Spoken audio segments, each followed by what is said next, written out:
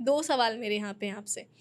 एक तो ये कि जब मेरे प्रोफ़ेशन और आपके प्रोफ़ेशन में इस पूरी फ़ील्ड में ऑडियंस के साथ ट्यूनिंग जब हम मैजिक परफ़ॉर्म कर रहे होते हैं, करते-करते हमें समझ आ जाता है और आपको भी आता होगा कि आप जोक सुना रहे हो, आप ऑडियंस को साथ-साथ रीड कर रहे हो, उनकी माइंड रीड कर रहे हो कि भाई अगले वाला सेट शायद मेरे को यहाँ पे नहीं करना चाहिए, मेरा ये जोक यहाँ ना चले, इनको शायद बुरा लग जाएगा। या आपके माइंड में ये एडिटिंग चल रही है कि मेरे को ये अब या तो ये वाला सेट यहाँ डाल देता हूँ, ये यहाँ डाल देता हूँ, व्हाइल यू आर परफॉर्मिंग अपने जोक्स क्रैक करते करते चल रहा है। एक तो ये आपके साथ भी होता है। बिल्कुल होता है। दूसरा, आपको बॉम्बिंग से डर लगता है? ये हाँ, अभी ये modern stand up comedy term है कि किसी ने जोक सुनाया और कोई आपके जोक पे हंसा नहीं।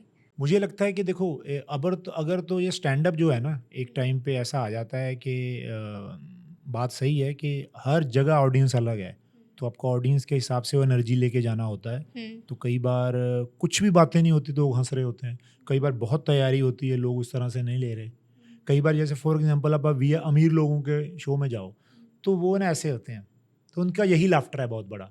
तो हमें आदत होती है मास की, ओ हूटिंग की, तो वहाँ वो नहीं है, तो हमें लगता है फंबल आने लगता है, फिर एसी में भी पसीने आने लगते हैं, फिर आदमी फास्ट हो जाता है, शताब्दी बन जाता है।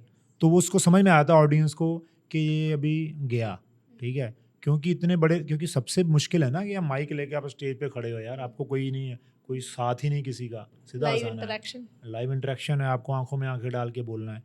तो मुझे लगता है इसकी इन मतलब तर्क वितर्क में ना पढ़ते हुए ना, तो पहले तो आप वही है, फर्स्ट डिजर्व देन डिज़ायर।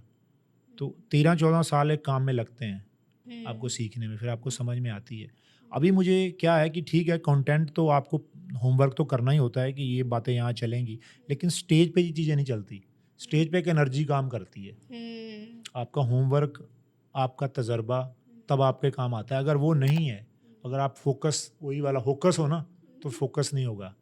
तो अगर आप फोकस हो आपके काम के प्रति, फॉर एग्जांपल मैं दिल से बोल रहा हूँ यहाँ पे आपसे, ठीक है, तो ऐसे ही स्टेज पे हूँ मैं, तो मैं नकली हूँ ही नहीं लाइफ में, तो मेरे को इसके लिए ज़्यादा प्रॉब्लम नहीं आती।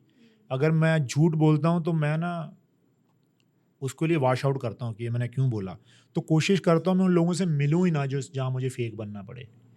तो मैं ओरिजिनल ही रहता हूँ, यही ओरिजिनलिटी वहाँ काम आती है। कई बार आपकी हँसी नहीं उनको एंटरटेन कर रही होती, आपकी सादगी, आपकी सिंपलिसिटी और आपकी ईमानदारी लोगों को अट्रैक्ट करती है।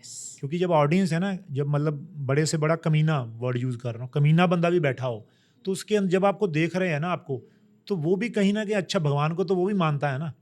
तो वो अगर चीज़ वहाँ आपको दिख रही है ना, आपका ऑरा है उस टाइम, लाइट पड़ रही है माइक के हाथ में, तो अगर वो है आपके अंदर तो कनेक्ट हो जाएगा वो। तो आपको नेगेटिविटी पे ध्यान नहीं देगा। लेकिन ये तभी होगा जब आप ईमानदार हो अपने काम के प्रति। बिल्कुल। तो इसीलिए पहला सवाल तो ये है कि आप be honest with always your work, कि आप अपने काम को पवित्र भगवान मानो, ठीक है, चाहे कुछ भी है। अपनी नॉलेज को अपग्रेड करने के लिए हमारे क्लिप्स और शॉर्ट्स चैनल को सब्सक्राइब कीजिए।